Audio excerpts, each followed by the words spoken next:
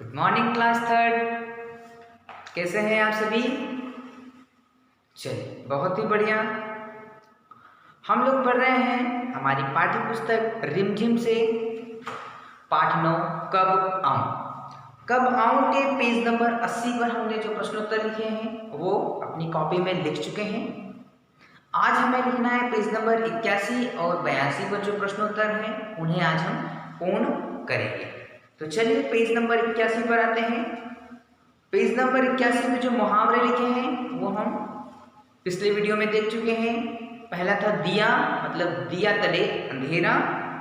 दूसरा था RC, RC मतलब एक कंगन, हाथ कंगन को आरसी क्या, पढ़े लिखे को फारसी क्या, यह हम देख चुके हैं। तीसरा था आस्तीन, आस्तीन में था आस्तीन का सांप, यह भी हम देख चुके हैं।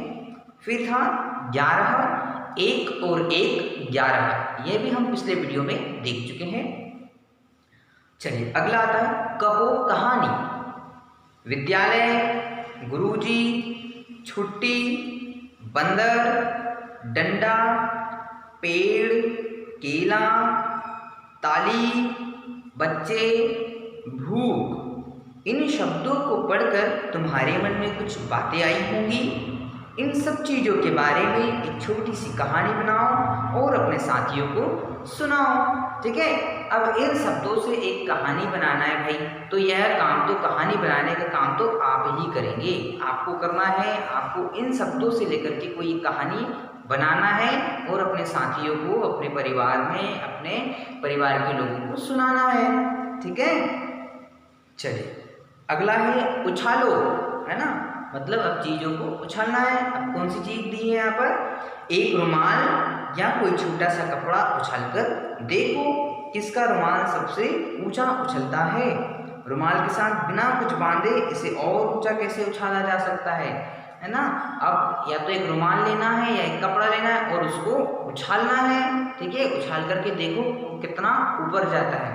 फिर क्या है कि रुमाल के साथ बिना कुछ बांधे, रुमाल के अंदर कुछ भी बांधना नहीं है। जैसे कि आफंती ने क्या बांधा था? पत्थर बांधा था।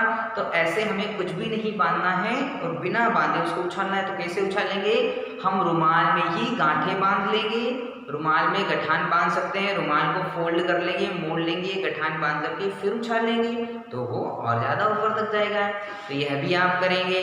ठीक है, चलिए पेज पलटते हैं।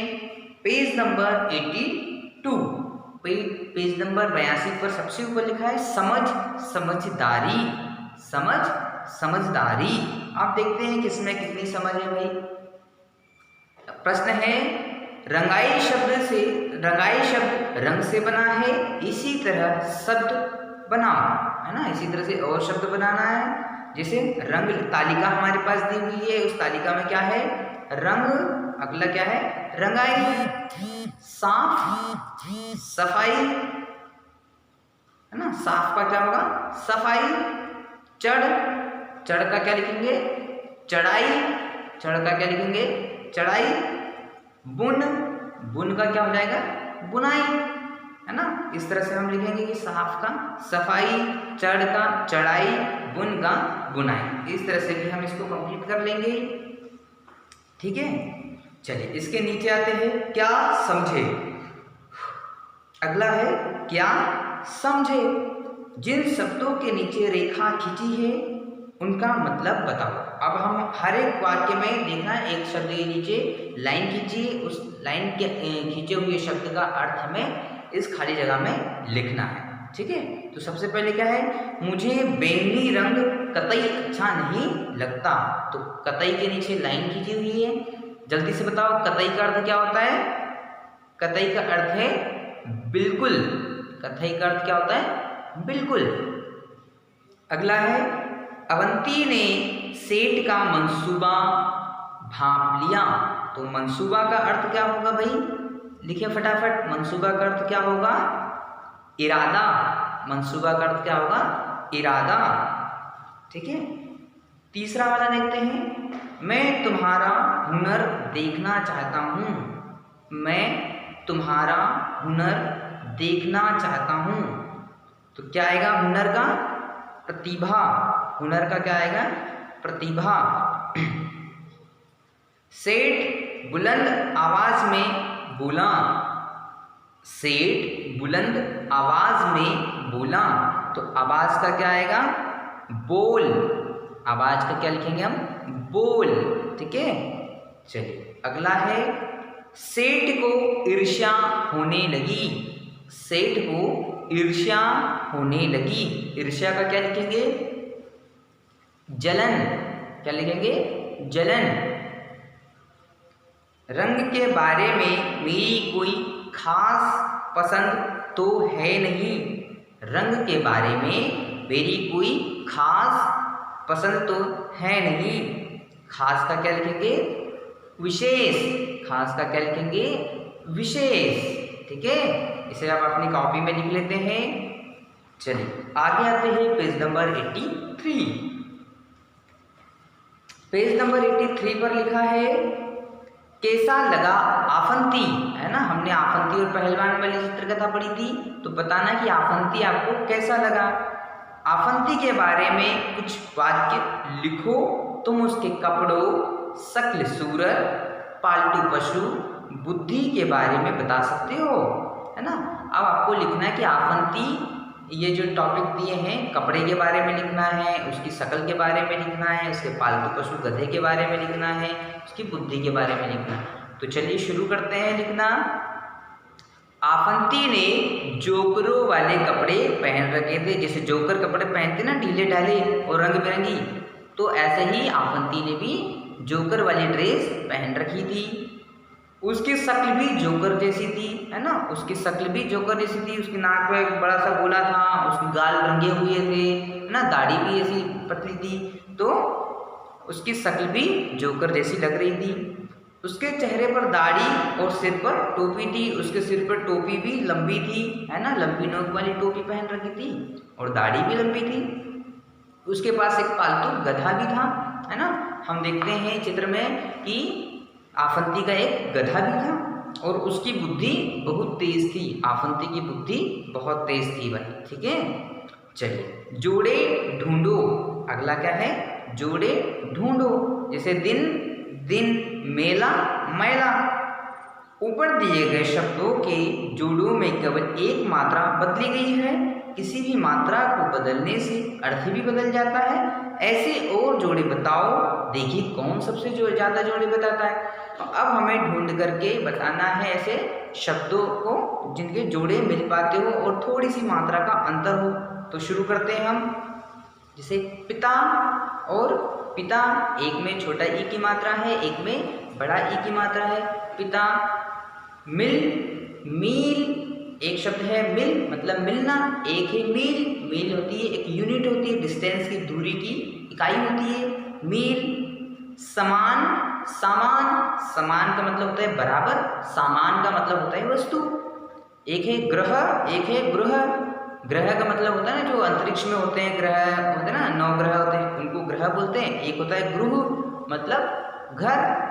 ठीक है, एक है बेर। बेर जो मीठे मीठे होते हैं ना, अभी सर्दियों के दिन में खाने को मिलते हैं, वो होता है बेर। और जिसमें 2 मात्रा लगी हुई है, बैर, है ना, उसका अर्थ होता है किसी से बैर करना, किसी से नाराजगी होती है, किसी से चिढ़ होती है, किसी से ईर्ष्या होती है, वो वाला बैर होता है ना।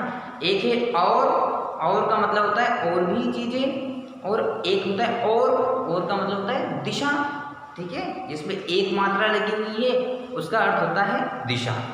चलिए आगे है काम और कम, है ना। काम का मतलब क्रिया और कम मतलब कम चीजें। ठीक है, चलिए पेज नंबर 84 पर आते हैं, आखिरी है हमारा।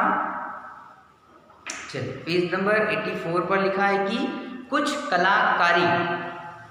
कब आऊं वाले किस्से को चित्रकथा के रूप में लिखो।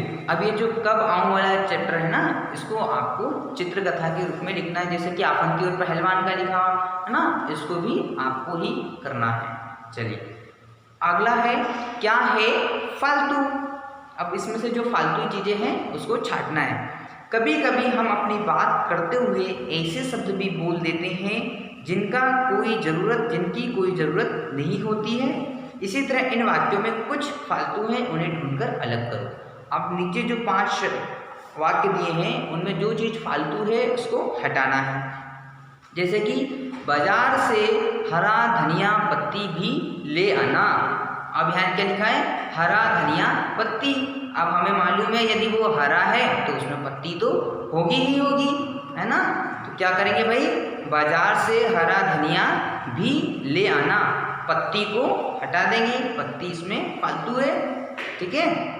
अगला देखते हैं, एक पीला पका पपीता काट लो, है ना। अब क्या लिखा है, एक पीला पका पपीता काट लो। अब हमें मालूम है कि पपीता पकने के बाद कैसा होता है, पीला होता है, तो पीला बोलने की जरूरत ही नहीं थी, सीधा बोल सकते थे ना कि एक पका पपीता काट लो। तो यहाँ पर पीला जो है वो फालतू शब्द है, इसको हटा देते हैं। चलिए अगला है, अरे रस में इतनी सारी ठंडी बर्फ क्यों डाल दी। अरे रस में इतनी सारी ठंडी बर्फ क्यों डाल दी।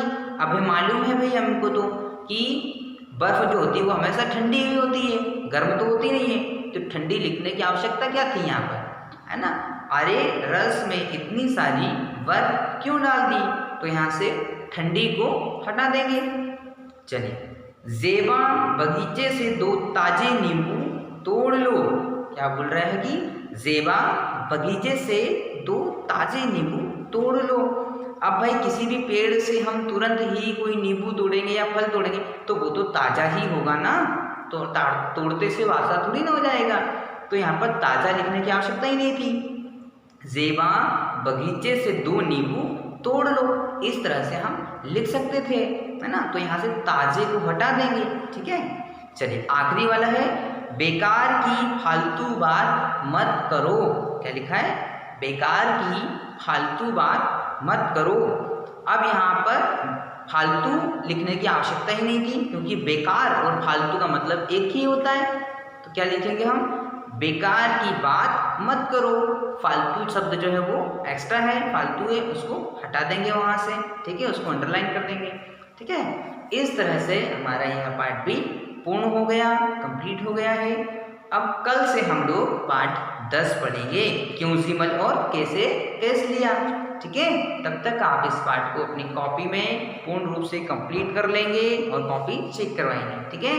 Thank you.